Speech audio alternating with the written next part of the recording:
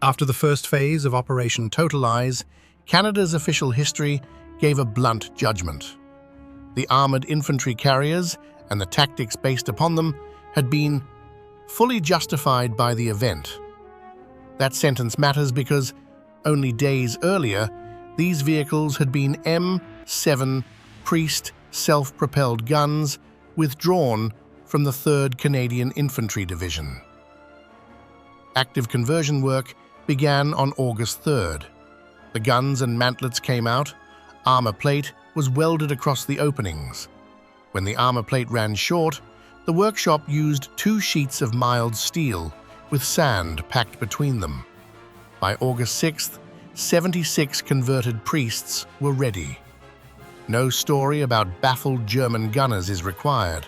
The documented problem was severe enough.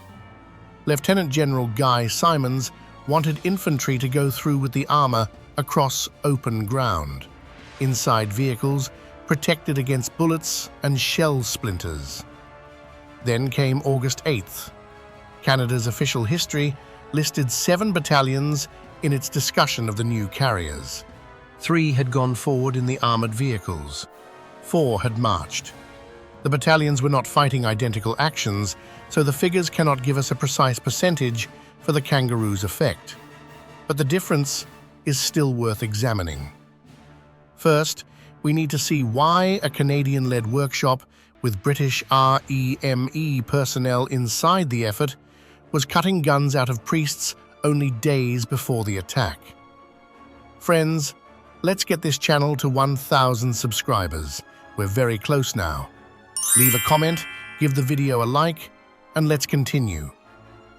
Operation TOTALIZE was being prepared on the road south from Caen towards Falaise. In Simonds' assessment of this sector, the ground was open and offered little cover. Long-range anti-tank guns and mortars could exploit that ground from carefully concealed positions. There was another difficulty. German higher command already expected a thrust towards Falaise.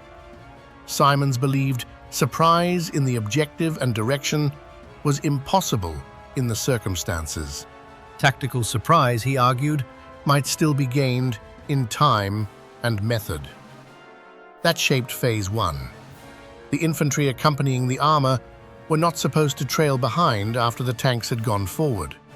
Simonds ordered that they go straight through with the armour. His transport requirement was remarkably precise.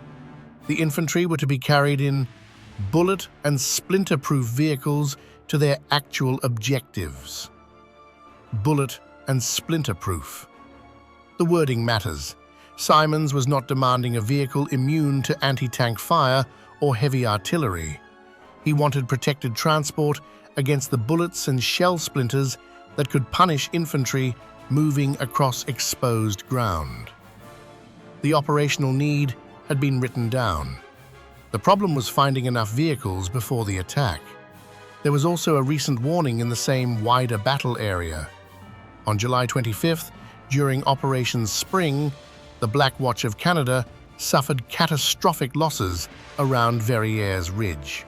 The Canadian official history later reconstructed 307 casualties attributable to the battalion's action that day. It reached that figure because 167 casualties had been recorded under July 25th, while another 140 appeared under the following 3 days, even though the battalion was not in action on those dates. That does not establish a direct chain from the Black Watch losses to the Kangaroo conversion.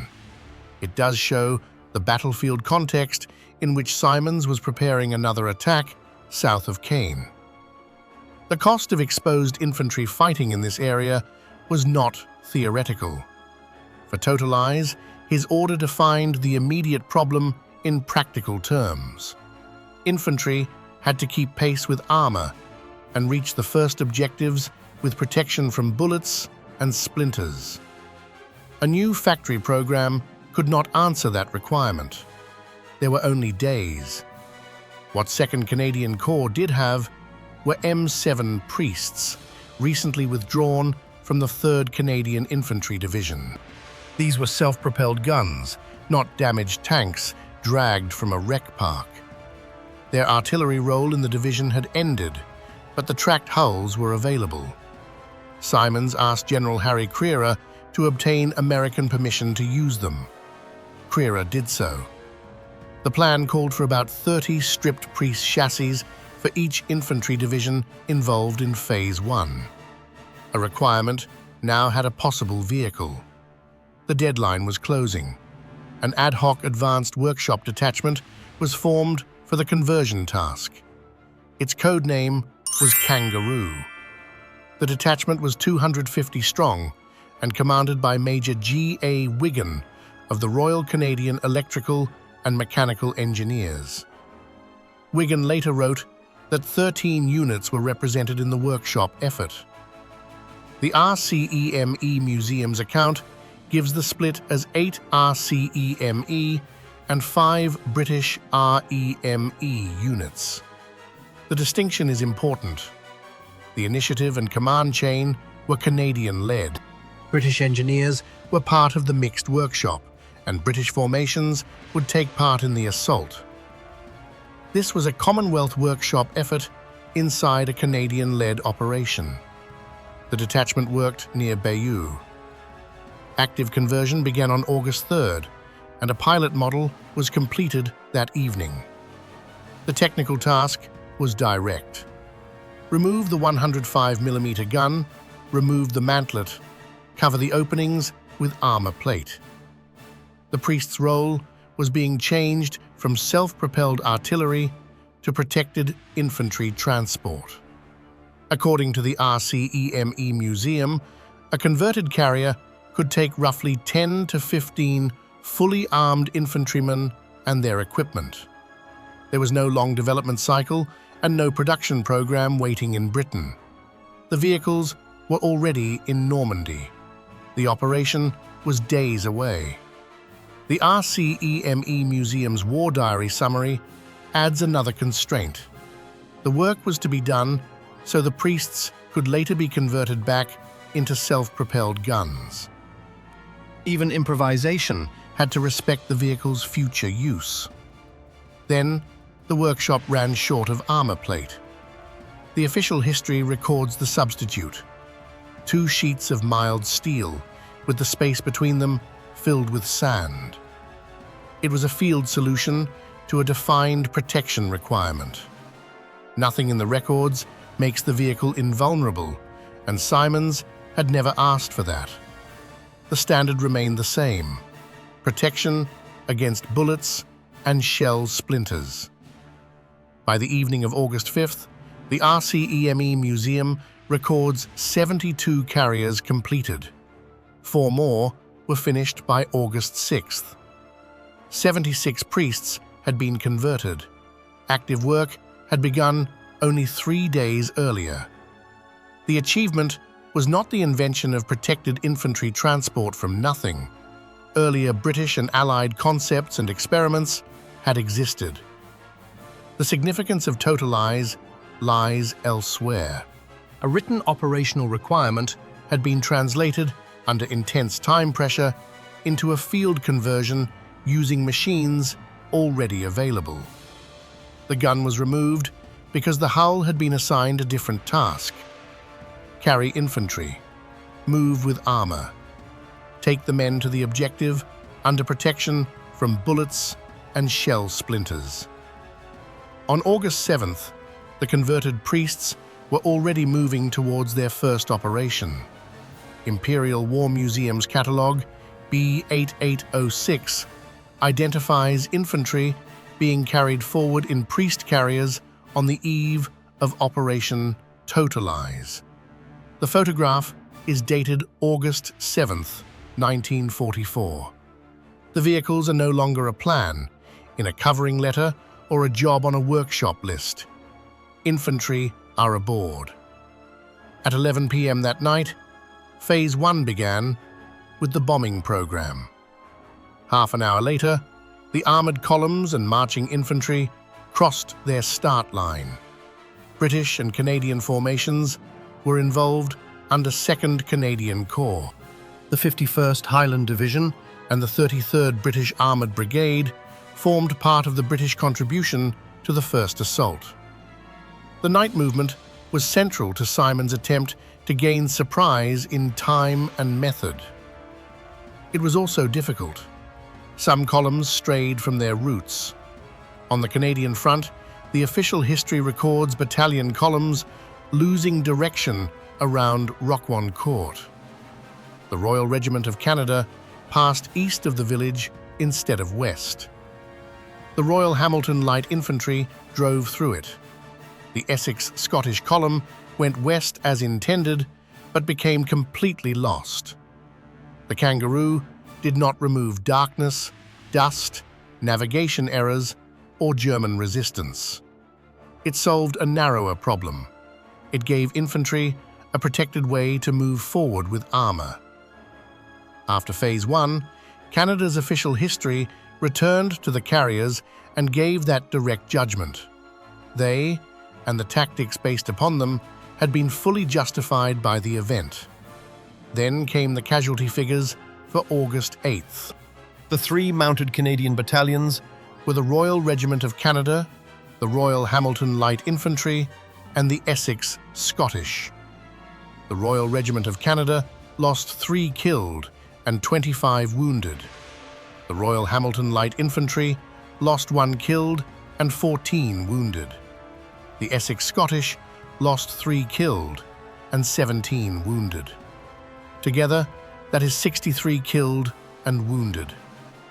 The official history then listed 4 marching battalions. The Cameron Highlanders of Canada lost 30 killed and 96 wounded. Les Fusiliers Mont-Royal lost 8 killed and 17 wounded. The South Saskatchewan Regiment lost 16 killed and 42 wounded. The Calgary Highlanders lost 14 killed and 37 wounded. Together, that is 260 killed and wounded. The arithmetic is simple. 63 divided across 3 mounted battalions gives a mean of 21 casualties per battalion. 260 divided across 4 marching battalions gives a mean of 65. 65 divided by 21 is just over 3.09. So, in this crude battalion-level comparison, the marching average was a little more than 3 times higher. But crude is the important word. These were different battalions, on different objectives, meeting different circumstances and different levels of resistance. The Camerons, for example, were engaged in a fierce struggle at Fontenay. This was not a controlled experiment, and the figures cannot isolate the carrier as the sole cause of the difference. The official history, nevertheless, chose to present those losses in its discussion of the armoured infantry carriers. That gives us a measurable battlefield comparison without pretending it gives us a laboratory result. And TOTALIZE itself still had further to run. The operation advanced about 9 miles from its start line of August 7th. German forces then stabilized the situation north of Falaise. Another large-scale deliberate attack would be required. The Kangaroos had not won TOTALIZE. They had not removed every tactical problem. They had not made German resistance disappear. Their value was more specific, and the official judgment was made at that level. Phase 1 needed infantry to move through with armour. The men needed protection against bullets and shell splinters on the way to their objectives. The converted priests gave commanders a way to do that. The idea continued beyond the first TOTALIZE conversions. The Tank Museum describes Kangaroos as armoured personnel carriers used by British and Canadian forces.